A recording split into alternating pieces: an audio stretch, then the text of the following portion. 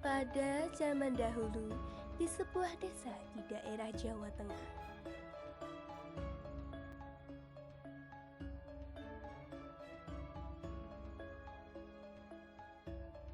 hiduplah seorang pemuda bernama Joko Tarub.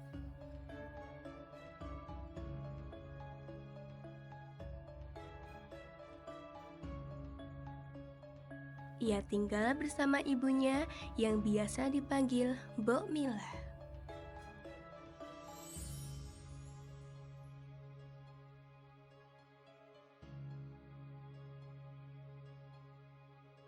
Ayahnya sudah lama meninggal. Sehari-hari Joko Tarub dan Mbok Milah bertani padi di sawah.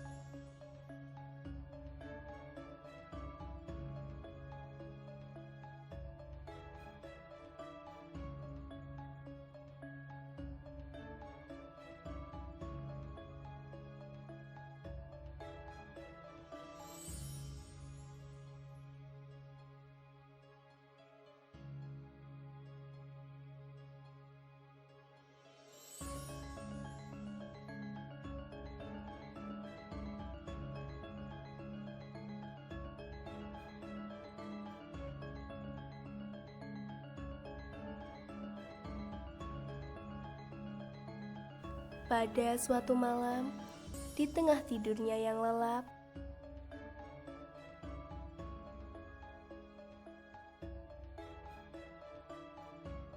Joko Tarub bermimpi mendapatkan istri seorang bidadari nan cantik jelita dari kayangan.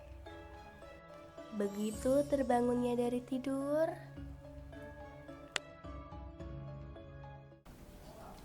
Ternyata cuma mimpi. Mimpiku tadi indah sekali. Duh, jadi nggak bisa tidur lagi. Aku keluar saja lah.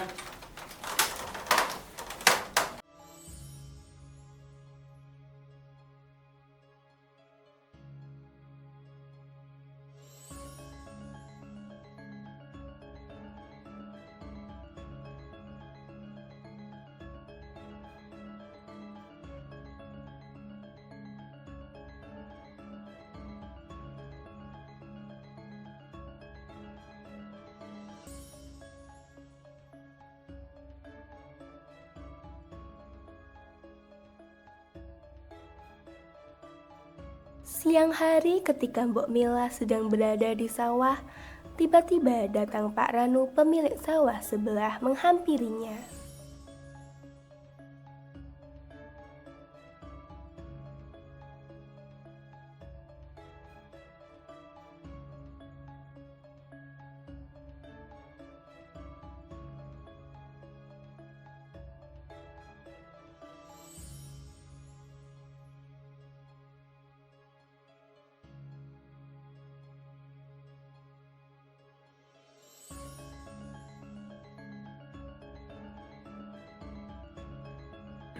Mengapa sampai saat ini anakmu belum menikah juga, Mbok? Entahlah, mengapa kau tanyakan itu, Pak Ranu? Tidak ada apa-apa. Aku hanya ingin menjodohkan anakmu dengan anakku, Laraswati. Aku setuju, Pak Ranu. Tapi sebaiknya kita tanyakan pada anak kita masing-masing. Ya, baik. Saya pikir apa yang dikatakan oleh Mbok Milah itu benar. Sebaiknya kita tanyakan kepada anak kita masing-masing.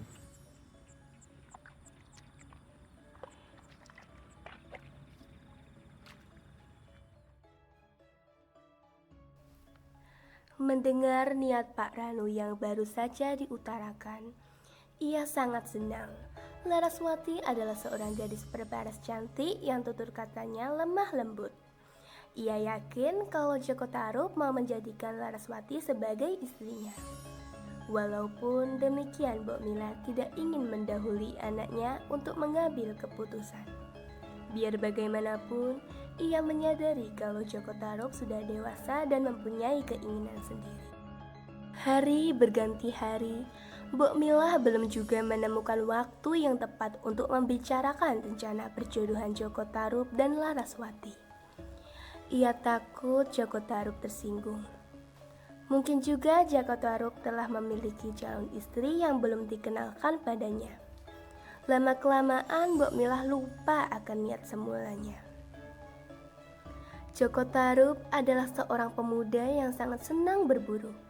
Ia juga seorang pemburu yang handal. Keahliannya itu diperolehnya dari mendiang ayahnya. Pagi itu, Joko Tarub telah siap berburu ke hutan.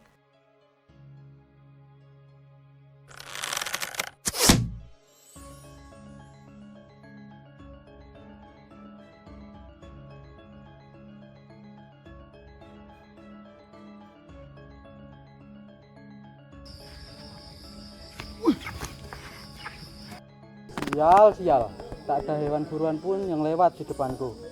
Aku sudah lapar, aku pulang sajalah. Ketika Joko Tarub memasuki desanya, ia melihat para warga sedang tergesa-gesa menuju suatu tempat.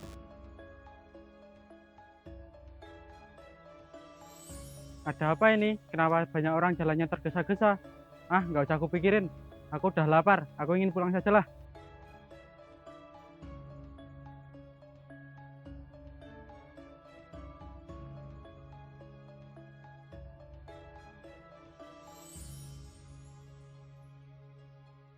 Orang-orang terkejut dan menoleh ke arahnya.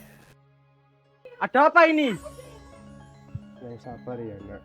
Mata Joko Tarub langsung tertuju pada sesosok tubuh yang terbujur kaki di atas dipan di ruang tengah. Beberapa detik kemudian, Joko Tarub menyadari kalau ibunya telah meninggal. Joko Tarub tak sanggup menahan air mata. Inilah bukti atas firasat buruk yang dirasakan sejak pagi, pikirnya. Joko Tarub tak sanggup berbuat apa-apa. Ia hanya termenung memandang wajah ibunya. Joko Tarub juga menyesal belum memenuhi keinginan ibunya melihat ia berumah tangga dan meminang cucu. Tapi semua tinggal kenangan. Kini ibunya telah beristirahat dengan tenang. Sepeninggal ibunya, Joko Tarub mengisi hari-harinya dengan berburu. Hanya dengan berburu, Joko Tarub bisa melupakan kesedihannya. Di suatu pagi hari, Joko Tarub telah bersiap-siap untuk berangkat berburu. Dengan santai, ia berjalan menuju hutan Wanawasa karena hari masih pagi. Ketika sampai di hutan pun, Joko Tarub hanya menunggu hewan buruan lewat di depannya. Tak terasa hari sudah sore. Pada sore hari, para bidadari turun dari kayangan ke bumi untuk mandi di danau Toyawening. Tak lama kemudian,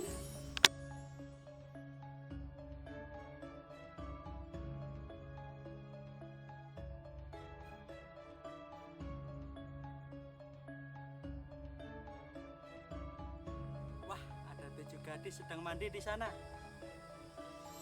Gadis-gadis itu terlihat cantik sekali. Apa mungkin itu bidadari? Wah, artinya mimpiku menjadi kenyataan. Itu ada tumpukan baju-baju. Apakah itu baju bidadari itu? Dengan hati-hati, Joko Tarub berjalan menghampiri tumpuan baju itu. Ia berjalan sangat perlahan. Jika para bidadari itu menyadari kehadirannya, tentu semua rencananya akan buyar. Joko Tarub memilih baju berwarna merah. Setelah berhasil, Joko Tarub buru-buru menyelinap ke balik semak-semak. Tiba-tiba seorang dari bidadari itu berkata,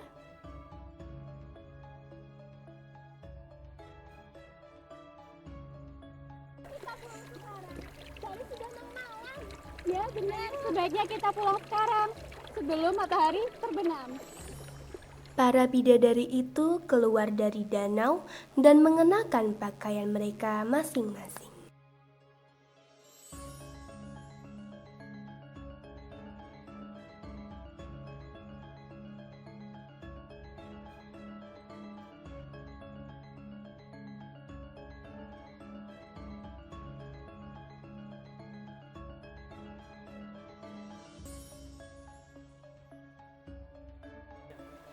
Duh, selendangku di mana?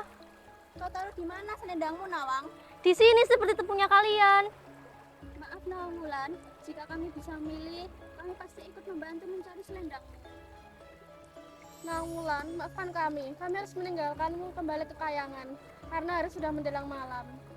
Jaga dirimu baik-baik, Nawang Wulan. Semoga engkau lekas menemukan selendangmu. Baik, aku akan segera pulang ke kayangan. Nawang Wulan tidak dapat berbuat apa-apa. Ia hanya bisa mengangguk dan melambaikan tangan kepada keenam temannya yang terbang perlahan meninggalkan Danau Toyawening.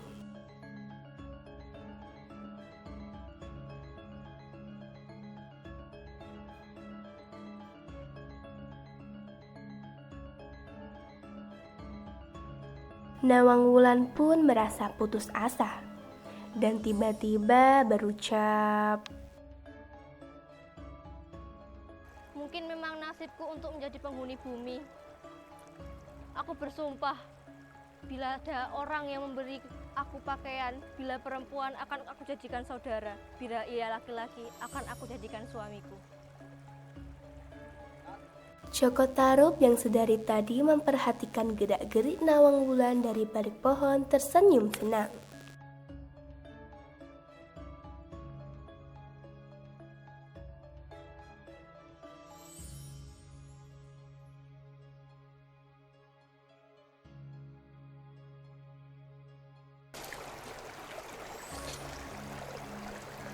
Hai bidadari, aku Jaka Tarub.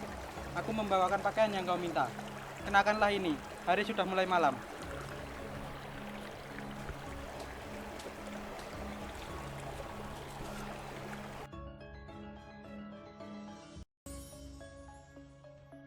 Joko Tarub meninggalkan Nawang Wulan dan menunggu di balik pohon besar tempatnya bersembunyi.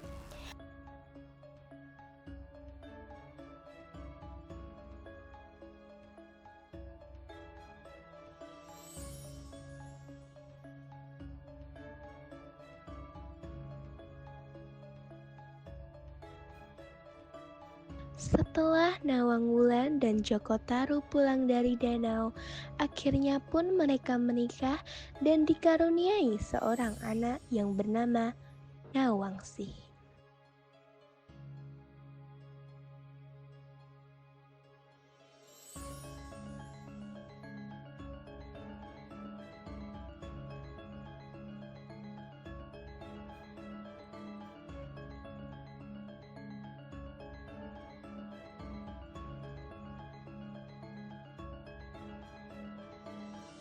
Walau dimasak setiap hari, mengapa padi di lumbung kelihatannya tidak berkurang ya? Justru lama-lama tumpukan padi itu semakin tinggi.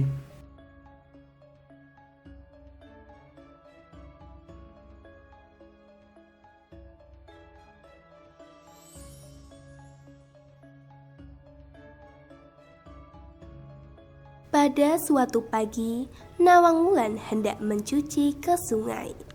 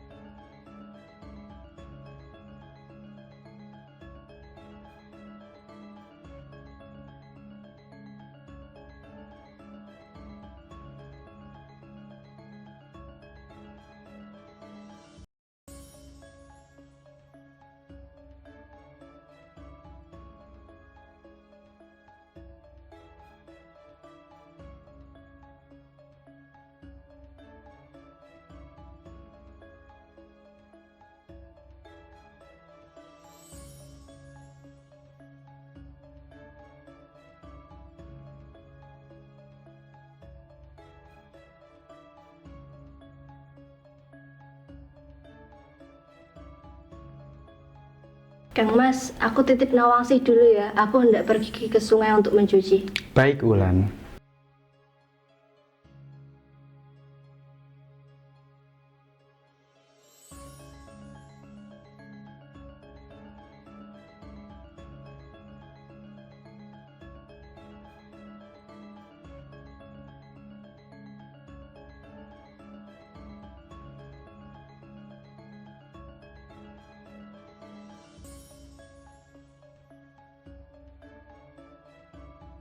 Tanpa sadar, Joko Tarub membuka kukusan nasi itu. Ia lupa akan pesan Nawang Wulan.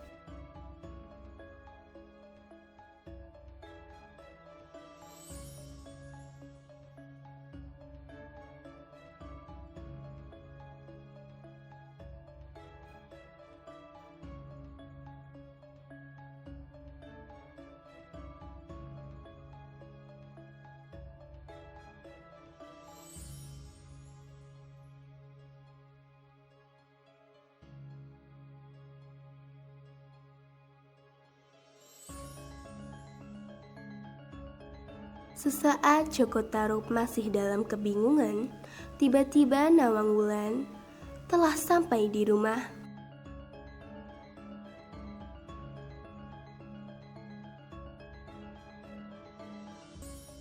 Menatap marah kepada suaminya di pintu dapur.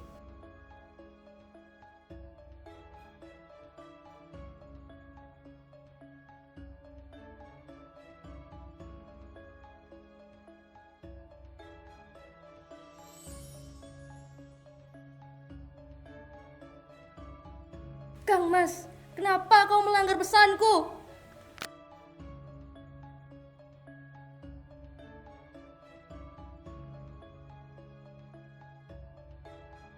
Maafkan aku, Nawang Wulan. Aku menyesal tidak menghiraukan perkataanmu.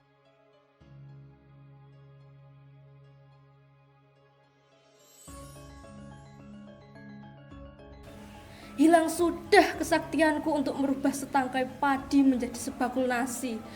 Duh! Mulai sekarang aku harus menumbuk padi untuk kita masak. Karena itu kau harus menyediakan lesung untukku.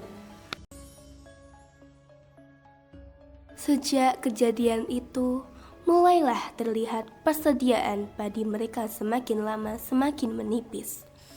Bahkan sekarang padi itu sudah tinggal tersisa di dasar lumbung.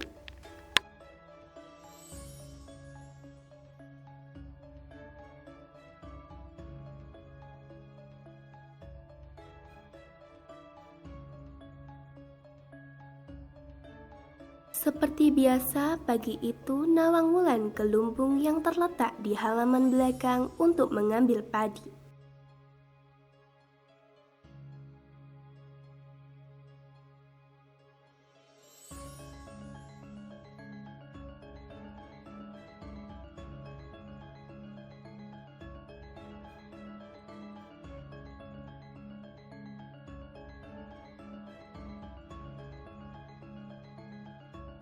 Ketika sedang menarik batang-batang padi yang tersisa sedikit itu, Nawang Wulan merasa tangannya memegang sesuatu yang lembut.